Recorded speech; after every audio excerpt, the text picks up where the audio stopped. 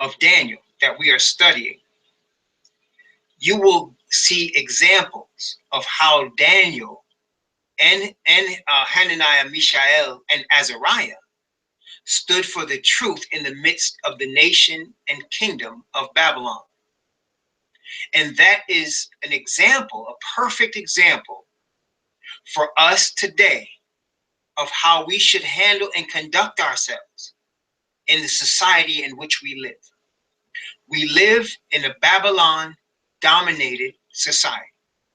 Only thing is, in these last days, the Babylon that's dominating society is a large army of corporations that are controlled by people you don't see, that are ultimately controlled by the leadership in Rome and by the devil himself, as we study in the book of Revelation.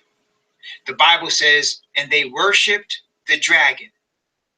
They gave power to the beast, and they worshiped the beast, saying, who is like unto the beast? Who can make war with him? That's Revelation chapter 13, I believe it's verse 3 or verse 4. But it shows us that ultimately the dragon, who is the devil, created a religious system. And it would make sense that created a religious system. Why would it make sense that the devil creates a religious system? Because his ultimate aim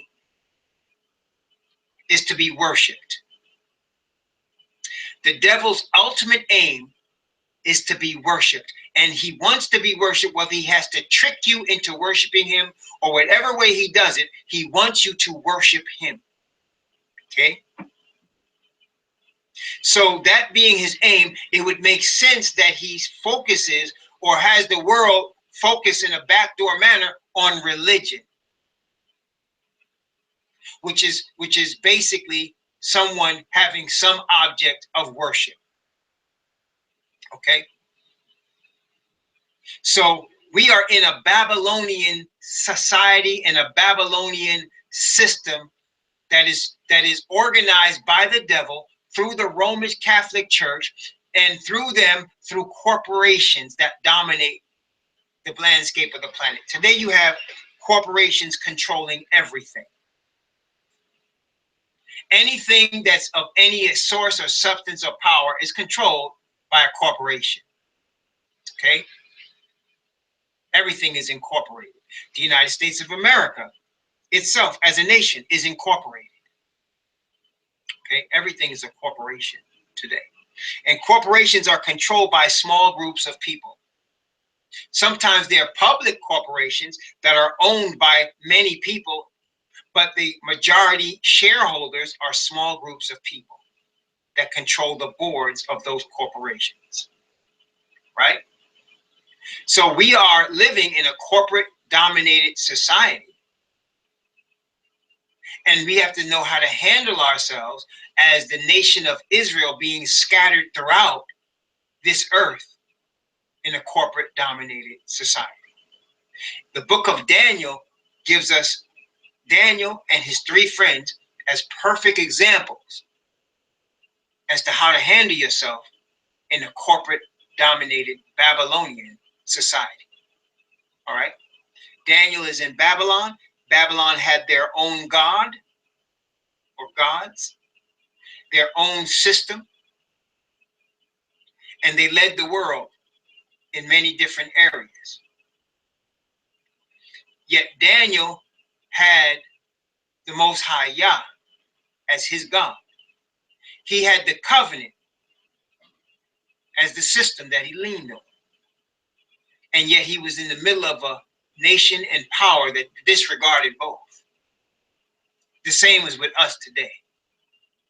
So here in Daniel chapter 2, it is a pivotal chapter. I say that Daniel chapter 2 is the foundation for many prophecies, both in Daniel and Revelation later on. A pivotal chapter in terms of us knowing where we are and what's coming upon planet Earth. And so let us look at this Daniel chapter 2 prophecy that starts off with a dream that came to a Gentile king, which he had forgotten. and not only couldn't he interpret it, he couldn't remember what the dream was. Let's look at it. Daniel chapter 2. Let's begin from verse 1. We'll go down to verse 4. And let's take it bit by bit as our habit to do. So we don't want to rush through these things. And Daniel 2 is a long chapter. We may not finish the whole thing today, but then again we may. So let's go through it. And in the second year of the reign of Nebuchadnezzar, Nebuchadnezzar dreamed dreams, wherewith his spirit was troubled, and his sleep brake from him. Then the king commanded to call the magicians and the astrologers and the sorcerers, for to show the king his dreams. So they came and stood before the king. And the king said unto them, I have dreamed a dream, and my spirit was troubled to know the dream. Then spake the Chaldeans to the king in Syriac, O king, live forever. Tell thy servants the dream, interpretation. Okay, so this heathen king had a dream, and he needed to have it interpreted, and he called for his magicians. Where did we see this situation prior to Daniel? Where we have seen this situation prior to Daniel. Where did we see it? And who was involved? Do you remember? We have seen this situation in the scriptures prior to Daniel's existence, prior to Nebuchadnezzar's existence. We have seen this before. Where did we see it? Do you remember where we saw it? I hear the wheels turning. I see you thinking. Okay, yes, in Genesis. That's right. In Genesis, in the beginning. What do we see in Genesis? What happened there? Very good. What happened there in Genesis? It is true. We did see it in Genesis. Where did we see it and what happened and who was involved in the book of Genesis? In the beginning. See, just about everything we see is in the beginning. No, it wasn't Noah. Just about everything we see is in the beginning. Let's look. We're seeing a heathen king. A heathen king have a dream interpreted by a Hebrew. We've seen this before. Let me tell you. Do you remember Pharaoh having a dream in ancient Egypt? And he had a dream that caused his sleep to break from him, and he was troubled by the dream. Do you remember that? Pharaoh had a dream in ancient Egypt, and he was troubled by the dream. And none of his Egyptian princes could tell him what the dream meant. He finally had to call for the Hebrew that was in prison, whose name was Yahaseph, otherwise known as Joseph, to interpret the dream for him. Do you remember that? And then he set Joseph over all the land of Egypt for their survival. Do you remember that? Testing 1, 2, 3. Do y'all remember that? A heathen king had a dream. So, you know, we may see this again. We saw it then, and then we're seeing it here in Daniel. We may see it again. I don't know. But here we have a heathen king. He had a dream, and the dream troubled him greatly. And so he calls in his magicians and sorcerers to show him the dream. But this is the difference. Pharaoh remembered what he dreamt. He just didn't know what it meant. Nebuchadnezzar was bothered by a dream that he could not remember what it was, nor what it meant. So when he called these men to interpret the dream, he wanted them not only to interpret his dream, but to tell him what he dreamt. So and they tried to ignore this fact, the way people try to ignore things today with regards to truth. Let's take a look at Daniel chapter 2 from verses 5 down to verse 9. The king answered and said to the Chaldeans, the thing is gone from me. If ye will not make known unto me the dream with the interpretation thereof, ye shall be cut in pieces, and your houses shall be made a dunghill. But if ye show the dream and the interpretation thereof, ye shall receive of me gifts and rewards and great honor. Therefore, show me the dream and the interpretation thereof. They answered again and said, let the king tell his servants the dream, and we will show the interpretation. The king answered and said, I know of certainty that ye would gain the time, because ye see the thing is gone from me. But if ye will not if ye will not make known unto me the dream, there is but one decree for you, for ye have prepared lying and corrupt words to speak before me, till the time be changed. Therefore tell me the dream, and I will know that ye can show me the interpretation thereof. So this is a difficult situation, and they're ignoring what he's saying. They can't believe that he's actually asking them to tell him what he dreamt. So they keep saying, tell us the dream. They don't want to hear this, tell me what I dreamt. And Nebuchadnezzar, as you can see from his answer, is the wrong person to say something like that to, because he got mad and he said, if you don't tell me what I dreamt, and if you don't tell me what it means, I'm going to have you cut into pieces. That's kind of painful, isn't it? I'm going to have you cut into pieces, and I'm going to tear down your houses. I'm going to turn your houses into a cesspool. Doesn't sound like he was very happy. So let's read verse 10 and 11. Daniel chapter 2, verse 10 and 11. The Chaldeans answered before the king and said, there is not a man upon the earth that can show the king's matter. Therefore, there is no king, lord, nor ruler that asks such things at any magician or astrologer or Chaldean. And it is a rare thing that the king requireth, and there is none other that can show it before the king, except the gods whose dwelling is not with flesh. Well, they were telling the truth. No place in the history that I have known, or no place in the Bible certainly, did any king or ruler require that anyone tell him what he dreamt. It's never been done. I've never read it in any place in history. So this would require a supernatural power to let this king know what he dreamt.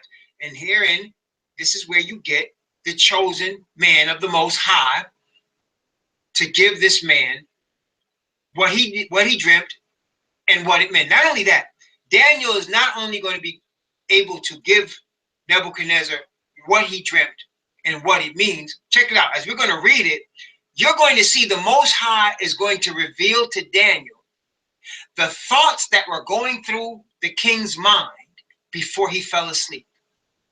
You're going to see that. He's going to reveal to Daniel what the king was thinking about before he fell asleep. And then he's going to show him what he dreamt, and then he's going to show him what it means. Only the Most High could do that. And he did it in this situation for a couple of reasons we will see. First of all, the Most High had chosen Nebuchadnezzar to be one of his servants. In fact, in another book in Jeremiah, he actually calls Nebuchadnezzar his servant. Nebuchadnezzar did not know the Most High Yahweh, but he was a spiritual man. But he didn't know the truth coming from Babylon. He didn't know the truth of the Hebrew God. He knew of the prophecies of Jeremiah and was very interested in them. That's why he had his captain preserve Jeremiah when they were coming through and raping and killing and pillaging everything else in Jerusalem. He had them take very good care of Jeremiah because he knew the prophecy and he heard the prophecies of Jeremiah. Okay. So Nebuchadnezzar appreciated spiritual things, and he was really looking for truth. Not all kings are like that, especially people in power. A very rare thing that a man in power is not so caught up in his power that he thinks he's God. Nebuchadnezzar did have that problem, but at the same time, he was deeply interested in spiritual things, deeply interested. And that's why this was important to him. The Most High was going to reveal himself to Nebuchadnezzar. He was going to end up humbling Nebuchadnezzar so that he can save Nebuchadnezzar. Praise the Most High.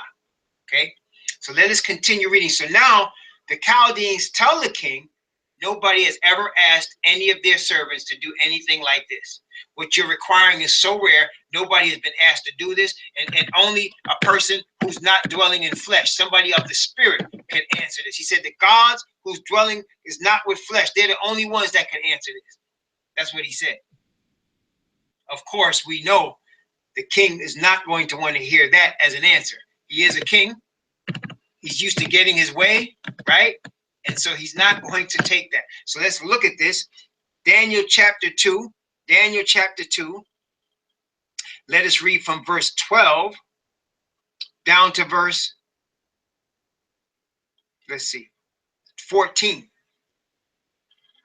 For this cause the king was angry and very furious, and commanded to destroy all the wise men of Babylon. And the decree went forth that the wise men should be slain. And they sought Daniel and his fellows to be slain. Then Daniel answered with counsel and wisdom to Arioch, the captain of the king's guard, which was gone forth to slay the wise men of Babylon. Let's stop right here. Brothers and sisters, there is truth and there is lies. There is stuff that's real and there's stuff that's simply philosophical theory. Okay? There's truth and there's lies. There's stuff that's real and there's stuff that's philosophical theory. Only thing that's going to stand through the last final conflict is truth that's real. Lies and philosophical theories will not make it. Okay? And in the world of religious belief in our day, you will find what has been happening since the days of Noah. Many people are caught up in philosophies and theories versus the truth.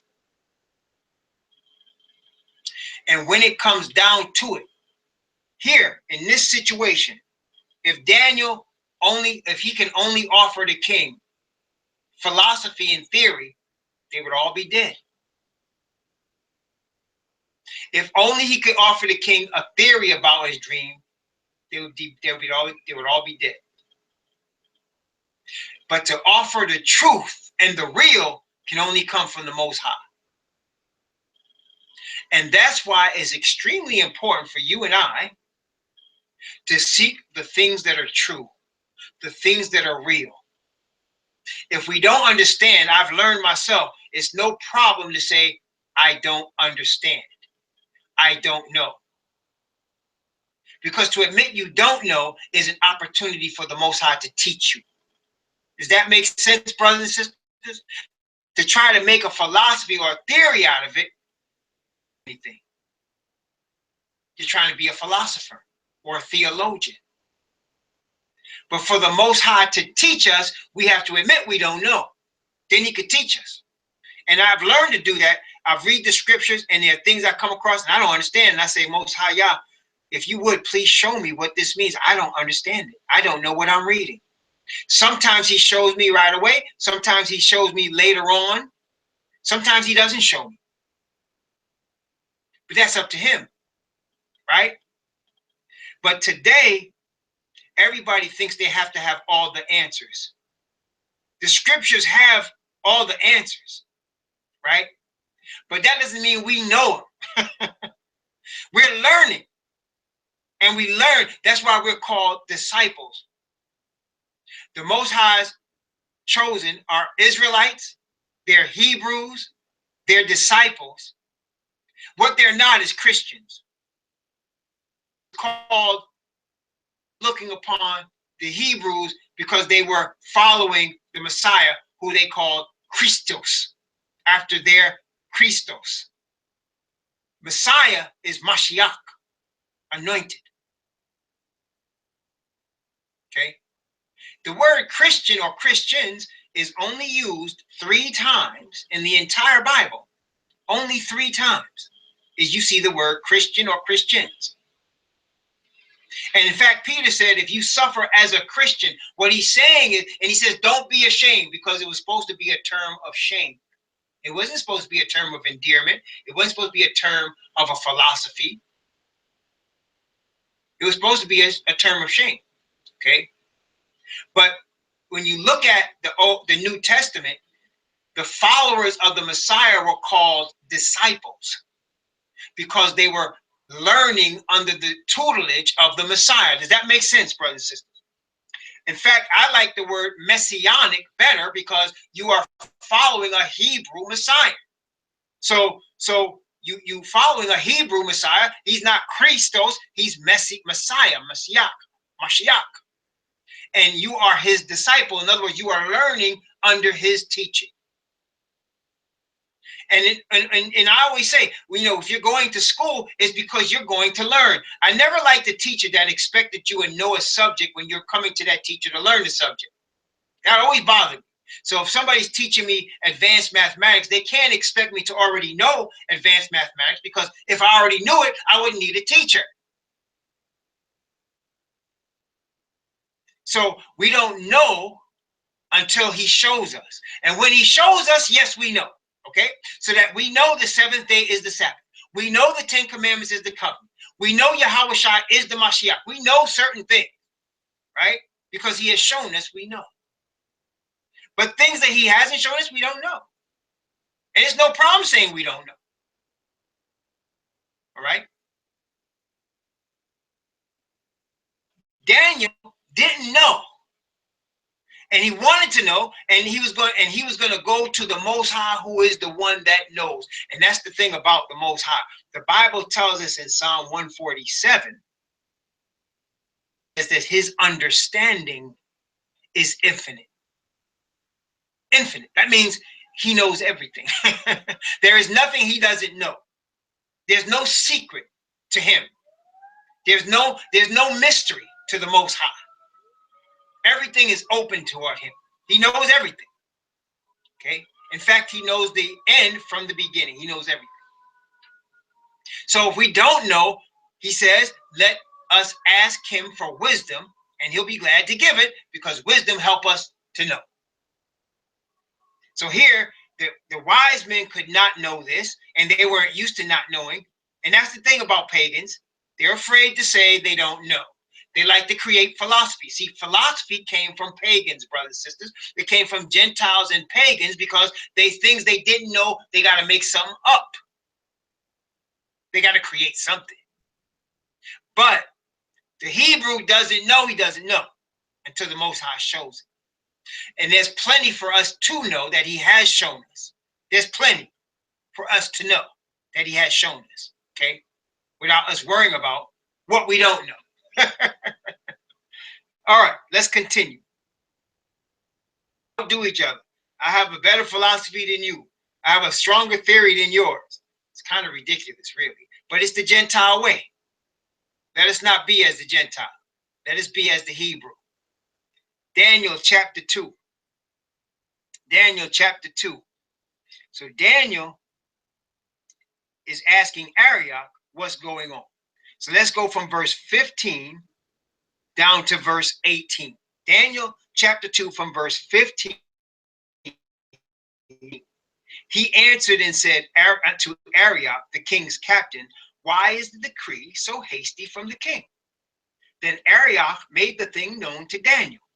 Then Daniel went in and desired of the king that he would give him time, that he would show the king the interpretation.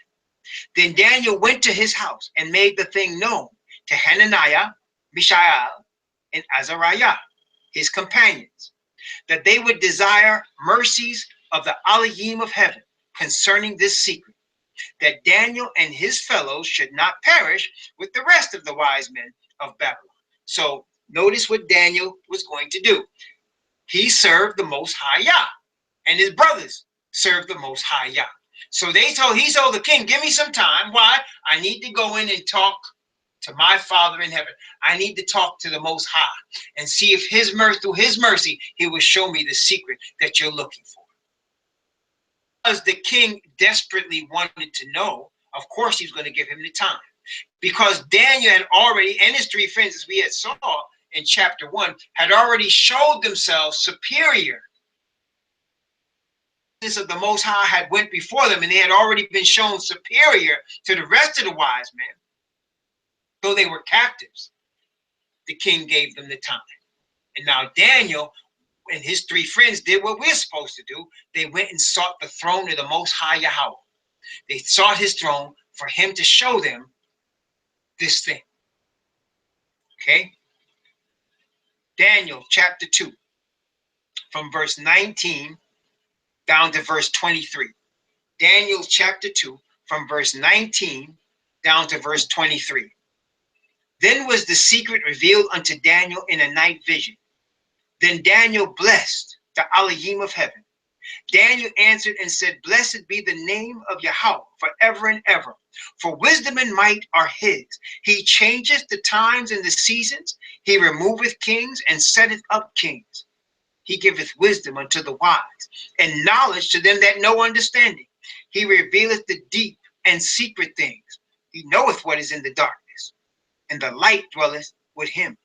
I thank thee and praise thee, O thou Elohim of my fathers, who hath given me wisdom and might, and has made known unto me now what we desired of thee. For thou hast made known unto us the king's matter. Brothers and sisters, he was giving praise, of course, to the Most High Yah. And let me tell you something. In these last days of Earth's history, do not be surprised that the Most High will place us in difficult situations that require us to spend much time in prayer. Don't be surprised that the Most High will place us in difficult situations that will require us to spend much time in prayer. There are people that when difficult situations come upon them, they turn to cigarettes, or they turn to alcohol, or they turn to marijuana because they are stressed. I'm not trying to down those people, because I'll just say they're ignorant as to the Most High Yah. So they don't know any better, so they turn to these things to try to comfort their nerves, to try to calm them, because the stress is affecting them.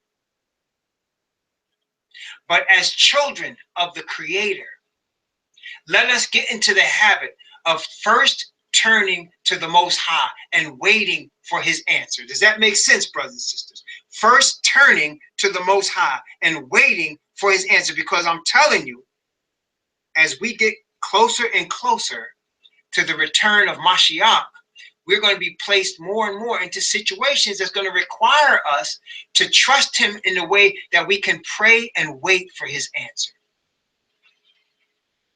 It's not easy for the world to do that, because they don't know him. But as we get to know him, to know his word, to know who he is, to know how he works, how he thinks, what his purposes are, as we get to know these things about him, and we learn to trust him, we will first turn to him when trouble and trial comes upon us.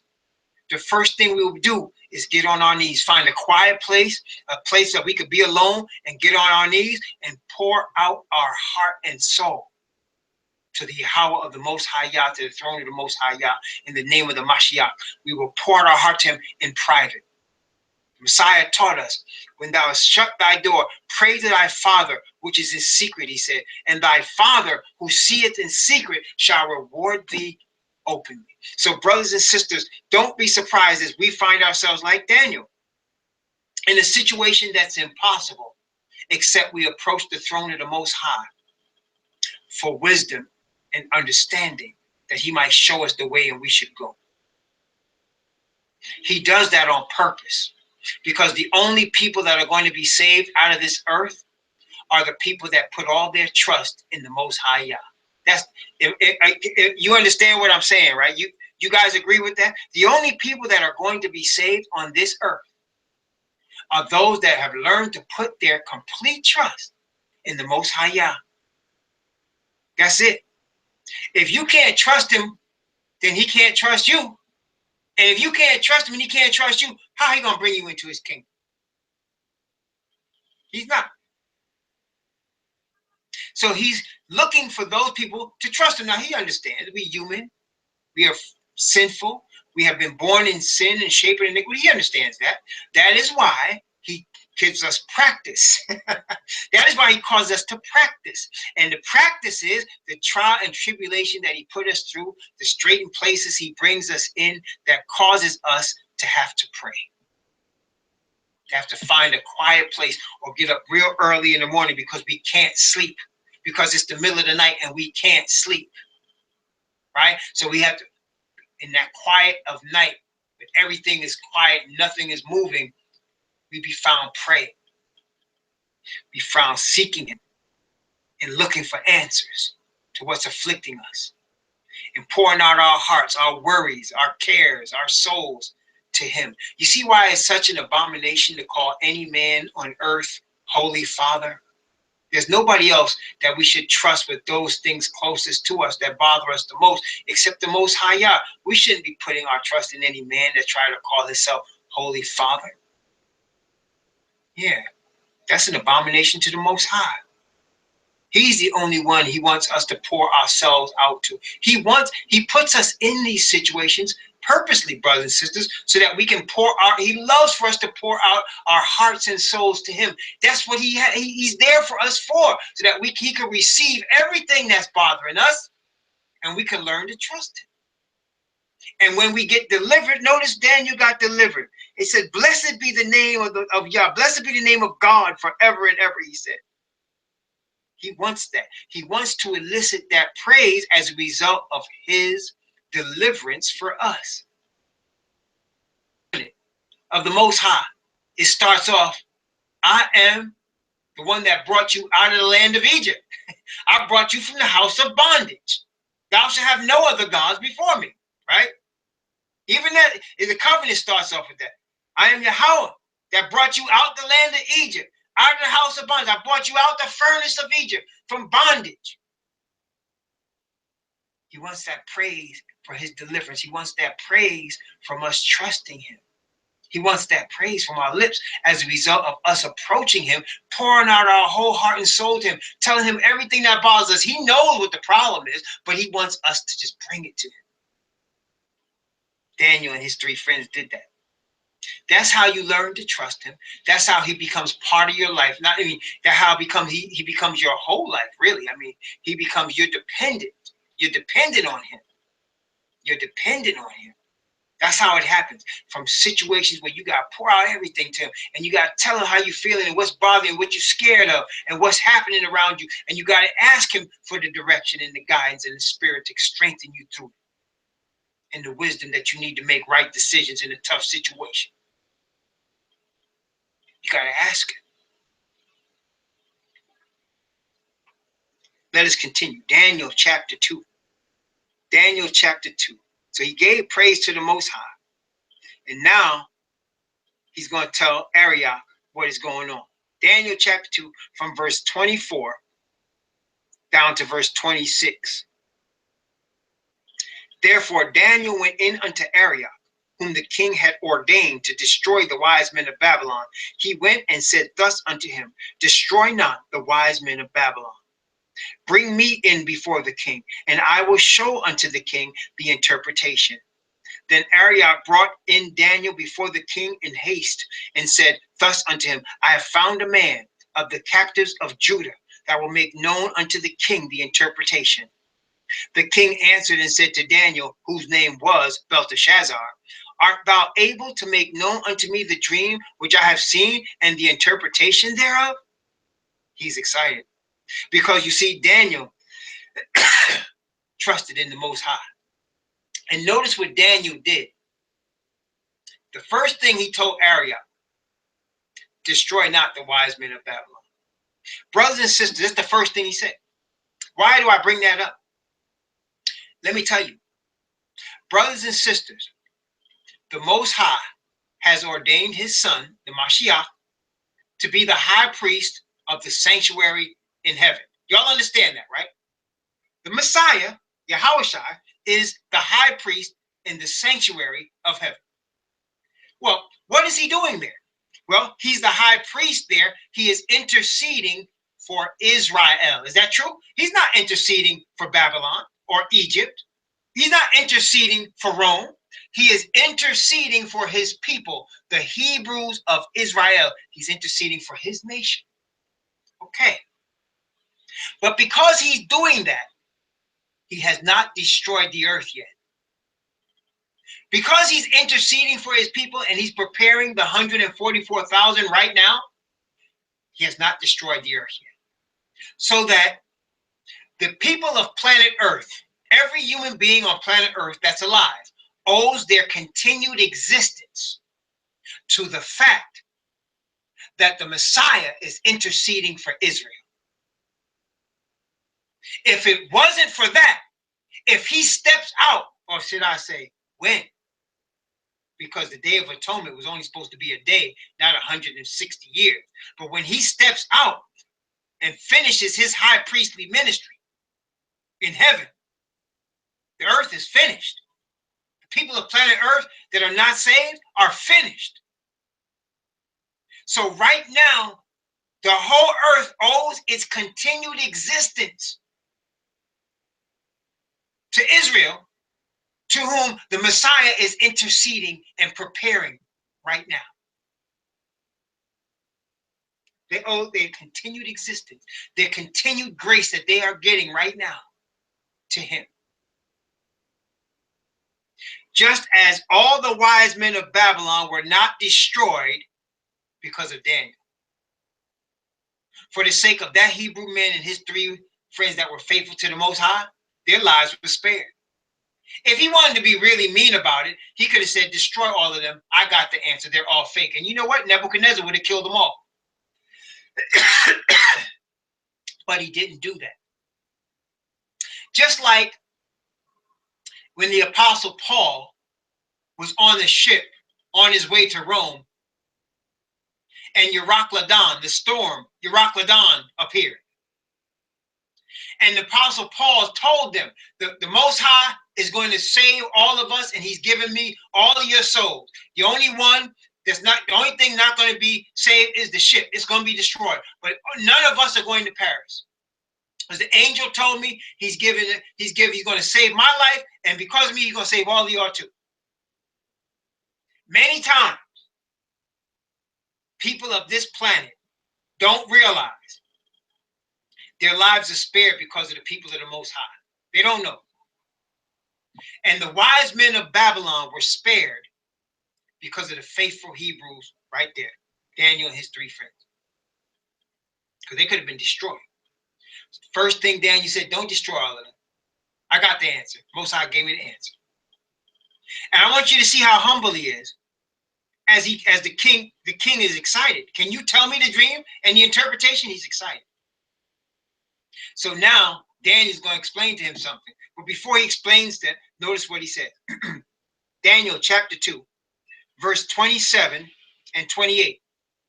Daniel chapter 2, verse 27 and 28. Daniel answered in the presence of the king and said, the secret which the king hath demanded cannot the wise men, the astrologers, the magicians, the soothsayers show unto the king. But there is an Elohim in heaven that revealeth secrets and maketh known to the king Nebuchadnezzar what shall be in the latter days. Thy dream and the visions of thy head upon thy bed are these. So let's stop right here. Notice what Daniel did.